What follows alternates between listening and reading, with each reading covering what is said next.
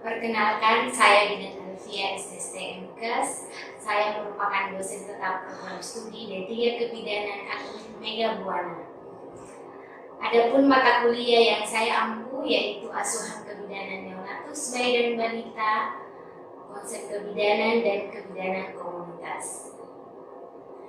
Pada kesempatan ini saya akan menjelaskan mata kuliah yang saya ampu yaitu asuhan kebidanan neonatus, bayi dan balita, meliputi DIA atau Delivery, Interaction, dan Assessment, yang meliputi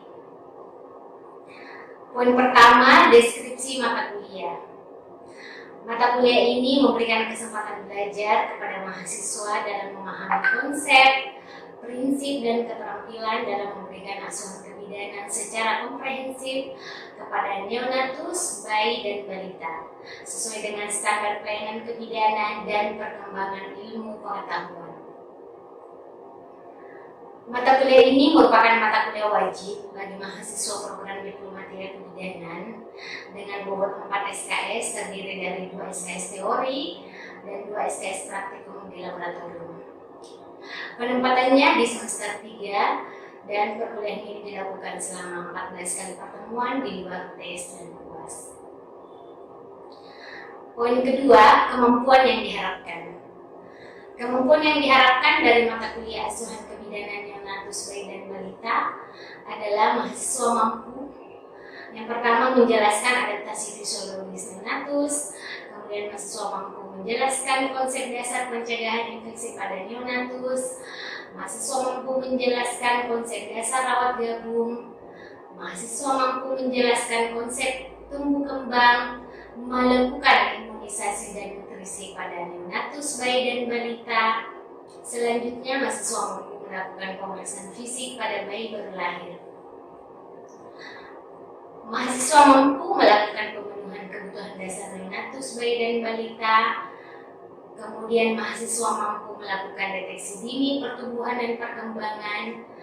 Mahasiswa mampu menjelaskan masalah yang lazim timbul pada bayi serta mampu melakukan pendokumentasian asuhan neonatus, bayi dan balita.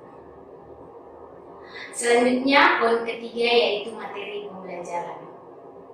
Adapun materi pembelajaran pada mata kuliah asuhan kebidanan neonatus, bayi dan balita yaitu adaptasi fisiologis neonatus, konsep dasar pencegahan infeksi pada neonatus, konsep dasar rawat gabung, konsep tumbuh kembang, imunisasi dan nutrisi pada neonatus, bayi dan balita, pemeriksaan fisik pada bayi baru lahir, pemenuhan kebutuhan dasar neonatus, bayi dan balita, deteksi dini pertumbuhan dan perkembangan, masalah yang lazim timbul pada bayi, serta pendokumentasian asuhan neonatus, bayi dan balita. Selanjutnya, sistem pembelajaran. Sistem pembelajaran pada perkuliahan asuhan kebidanan neonatus, bayi dan balita meliputi kuliah tatap muka, diskusi kelompok, praktik laboratorium, dan pembelajaran mandiri. Untuk mendukung kegiatan pembelajaran, saya menggunakan berbagai literatur berupa buku, termasuk buku saya yang berjudul Asuhan Kesehatan Reproduksi Neonatus, Bayi dan Balita dan Prasekolah, serta menggunakan literatur jurnal kesehatan. Poin selanjutnya yaitu interaksi antara dosen dan mahasiswa.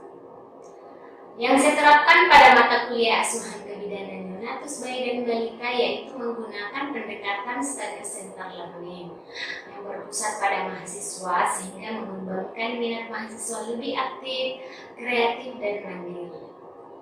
Interaksi antara dosen dan mahasiswa untuk perkuliahan kelas berupa ceramah, diskusi tanya jawab, interaksi learning, dan studi kasus. Sementara di laboratorium, saya menggunakan metode simulasi, demonstrasi, dan role play. Metode pembelajaran yang saya gunakan untuk mendukung proses pembelajaran yaitu menggunakan LCD, presentasi PowerPoint, video pembelajaran, pantong, dan grup WhatsApp. Poin selanjutnya yaitu sistem penilaian atau asesmen. Adapun bobotnya terdiri dari kehadiran 15%, tugas 20%, laboratorium 25%, UTS 20%, serta UAS 20%. Hal ini telah saya sampaikan pada awal pertemuan, termasuk menjelaskan RPS atau rencana pembelajaran semester, kemudian menjelaskan tata tertib perkuliahan, serta menjelaskan tentang bobot penilaian. Selanjutnya saya akan menampilkan proses pembelajaran mata kuliah asuhan kebidanan neonatus bayi dan balita. Selamat menyaksikan. Terima kasih. Bismillahirrahmanirrahim. Assalamualaikum warahmatullahi wabarakatuh. Waalaikumsalam warahmatullahi wabarakatuh. Bagaimana kabarnya hari ini? Alhamdulillah, Ibu. Masih semangat? Masih. Alhamdulillah, hari ini kita pertemuan ke-6 ya, untuk di mata kuliah asuhan kebidanan neonatus bayi dan balita. Sebelum itu, mari kita sama-sama berdoa dulu. Semoga kegiatan pembelajaran kita sebentar berjalan lancar ya. Doa dimulai. Hadir semua temannya? Hadir ya. Oke, alhamdulillah hari ini hadir 100% ya. Ya. Ada yang masih ingat materi pertemuan kita sebelumnya? Ya, coba apa? Baik Ibu, pertemuan pada minggu lalu yaitu tentang pemeriksaan fisik bayi yang baru lahir Bu. Oke, bagus ya. Minggu lalu kita membahas tentang pemeriksaan fisik pada bayi baru lahir ya. Iya Bu. Untuk hari ini kita belajar tentang Pemenuhan kebutuhan dasar pada neonatus bayi dan balita. Oke, gitu ya. Nah, adapun tujuan yang mau kita capai pada pertemuan hari ini yaitu CPMK-nya itu memahami kebutuhan dasar neonatus bayi dan balita. Oke. Kemudian menjelaskan pemenuhan kebutuhan fisik, psikologis dan sosial. Ada yang masih ingat? Yang mana lagi itu? Kalau neonatus nomor berapa? Nomor sampai 28 hari. Jadi neonatus itu umur 0 sampai 28 hari ya. Iya. Kalau bayi umur berapa? 0 sampai 12 bulan. Sampai 1 tahun. Bayi itu umur 0 sampai 1 Tahun. Kemudian balita 1 sampai 5 tahun. Itu yang perlu kita pahami. Jadi bukan lagi bayi kalau sudah di atasnya 1 tahun. Ya. Dia masuk kategori balita. Karena balita itu bawah 5 tahun ya. Oke, kita lanjut. Nah, ada konsep kebutuhan dasar pada anak. Ada 3 macam ya. Ini yang perlu kita pahami. Ada konsep asuh yaitu fisik dan atau biomedisnya. Kemudian kasih sayang, kebutuhan kasih sayang untuk si anak. Kemudian ada asa, jadi stimulasi perkembangan. Nah, kita lihat satu-satu ya. Nah, ini. Untuk kebutuhan asuh tadi, yang untuk fisiknya ini ada kebutuhan nutrisi.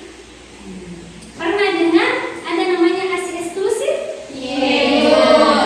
Yang mana lagi itu ASI eksklusif? Asi saja. Yang ASI saja, tanpa ada tambahan makanan lainnya. Tidak ada pemberian makanan lain selain ASI. Itu umur 0 sampai 6 bulan. Jadi itu yang perlu kita pahami, bahwa untuk bayi yang umur 0 sampai 6 bulan itu hanya harusnya dapat ASI saja, ya. Namanya ASI eksklusif. Betul ya. Kalau sudah di atasnya 6 bulan, baru dia dapat makanan pendamping ASI. Ya. Jadi namanya juga makanan pendamping, tetap masih dapat ASI, tapi dapat juga makanan tambahan ya. Nah, yang ini di umur 6 bulan ini belum bisa dapat makanan tambahan seperti Bubur. ya, bubur. Bubur pun ada tingkatannya ya. Ada bubur sari, ada namanya bubur susu ya. Nanti umur 1 tahun baru makanan keluar ya. Ya, yang sama yang dimakan sama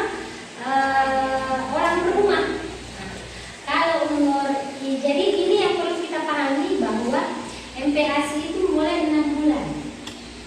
Kalau di bawahnya 6 bulan kasih saja 6 bulan ke atas baru dapat makanan tambahan, makanan pendamping. Tetap ASI ditambah ada makanan pendampingnya. Ya. Terus ya untuk balita itu tetap gizi seimbang. Kenapa gizi seimbang penting? Supaya ini untuk kebutuhan pertumbuhannya si anak, ya. Kebutuhan pertumbuhan fisiknya supaya berat badannya bertambah, otaknya juga otaknya, pertumbuhannya, ya. Ini semua penting untuk neonatus, bayi dan balita. Yep. Iya. Oke, kita lanjut ya. Iya, Bu. Selanjutnya kebutuhan cairan dan eliminasi. Ya. Pengetahuan BAK dan BAB-nya. Kalau neonatus, bayi, balita itu biasanya kan masih pakai popok ya. Ini ya sistem saluran kemihnya belum lancar ya. Jadi orang tua harus memantau bagaimana keadaan kemihnya, BAK-nya, BAB-nya. Karena yang paling sering terjadi juga itu banyak BAB-nya yang diare, biasa namanya diare. Itu harus diajarkan, oh yang ini masuk kategori diare Bu, ya, jadi harus diperhatikan. Kemudian pencegahan dehidrasi, ya. Tidak boleh sekali dehidrasi ini si anak, kasihan ya, karena kalau dia dehidrasi dia bisa kehilangan cairan. Jadi kebutuhan cairan terutama neonatus bayi itu biasanya pemenuhannya dengan ASI. Jadi ASI harus maksimal. Nanti dia dehidrasi. Kemudian kebersihan area genital, ya, sesering mungkin mengganti popok, jangan sampai penuh baru diganti ya. Dan kebersihannya juga, kebersihan area genital itu bahaya juga kalau dilewatkan. Nah, karena nanti membuat ada namanya ruang popok yang biasa terjadi pada anak-anak, ya, biasa gatal-gatal di area genitalianya kalau tidak sering dibersihkan, ya. Top. Iya. Kita ke kebutuhan istirahat dan tidurnya. Nah, kita lihat di sini yang paling banyak kebutuhan istirahatnya itu untuk neonatus, ya. Biasanya banyak tidur toh kalau anak neonatus ini, ya. Dia biasanya 14 sampai 18 jam per hari kebutuhannya. Kalau dia bayi yang umur 0 sampai 1 tahun ini itu 12 sampai 16 jam per hari.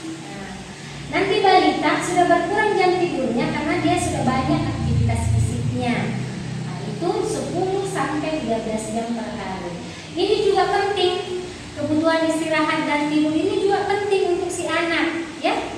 Kebutuhan perkembangannya juga. Nah, kita ke kebutuhan kebersihan diri. Oke. Bagaimana memandikan bayi dengan aman? Ini memandikan bayi. Jadi, kita ajarkan ke orang tua bagaimana menjaga kebersihannya anaknya, cara bagaimana memandikan bayi yang aman, bagaimana perawatan tali pusat, ya. Tali pusat kalau zaman dulu itu dikasih taburan kopi, ya. Kalau belum lepas dikasih ini juga kunyit. Sekarang tidak boleh, ya. Tidak boleh lagi ditaburi apa-apa. Ini tali pusatnya. Nanti dia terlepas sendiri. Itu tidak boleh lagi. Kemudian kebersihan kulit dan mulut, ya. Kalau sudah balita ini sudah diajarkan untuk sikat gigi, ya, karena sikat gigi. Kebersihan kulit juga. Banyak juga di bayi dan balita itu terjadi iritasi di bagian kulit karena kurangnya kebersihan, ya, personal hygiene. Mungkin jarang dimandikan atau selalu berkeringat sampai ini terjadi iritasi. Oke. Selanjutnya kebutuhan keamanan dan keselamatan, pencegahan infeksi, ya. Untuk neonatus, bayi dan balita itu sangat penting, ya. Terutama imunisasi lengkap. Masih ingat ya 5 imunisasi yang wajib untuk si anak ini, terutama bayi, ya. Ada imunisasi BCG, ya, imunisasi DPT, imunisasi polio, imunisasi campak. Nah, itu semua yang wajib. Biasanya bayi ini harus lengkap. Biasanya bayi-bayi akan mendapat imunisasi di posyandu atau di puskesmas, ya. Kemudian ada pencegahan cedera dan kecelakaan. Oke. Jadi ini si bayi dan balita ini masih sangat tergantung aktivitasnya sama orang tua. Jadi harus selalu dalam pengawasan orang tua.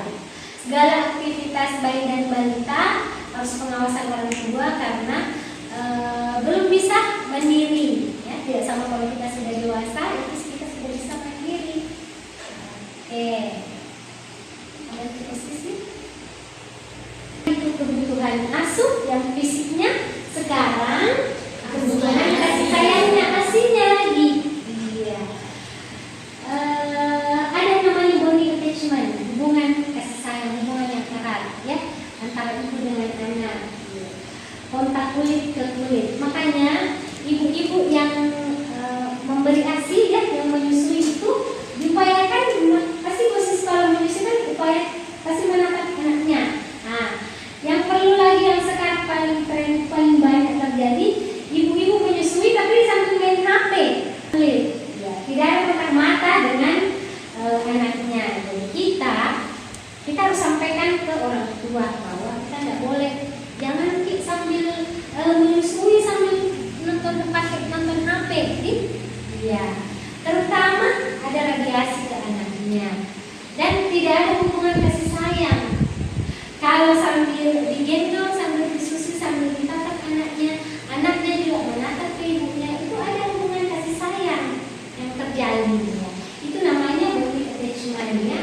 Kemudian ada kontak kulit ke kulit karena itulah sebabnya makanya bayi-bayi sangat dekat ke ibunya. Biasanya kalau tidak dilihat saja ibunya langsung menangis karena mereka sudah terbiasa kontak kulit, mereka sudah ada bonding, sudah ada hubungan, ya. Mereka sudah ini saya tahu, ini ibu saya ini, ini bukan ibu saya. Biasanya kan menangis lah kalau ke orang lain. Nah, kalau ke ibunya sendiri dia pasti tenang karena ada hubungan kasih sayang. Baru saja wanginya, baunya ibunya sudah ditahu, ini ibu ini. Makanya mereka itu akan tenang.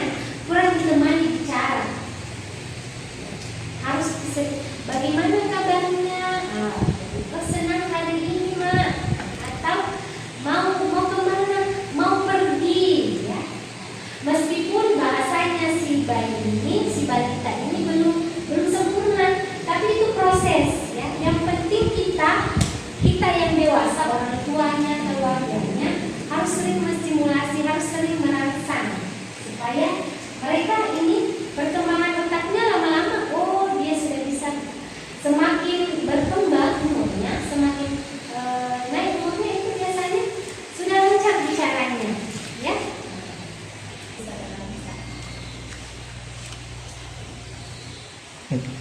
Ya, kita lanjut. Sampai di sini ada yang mau bertanya?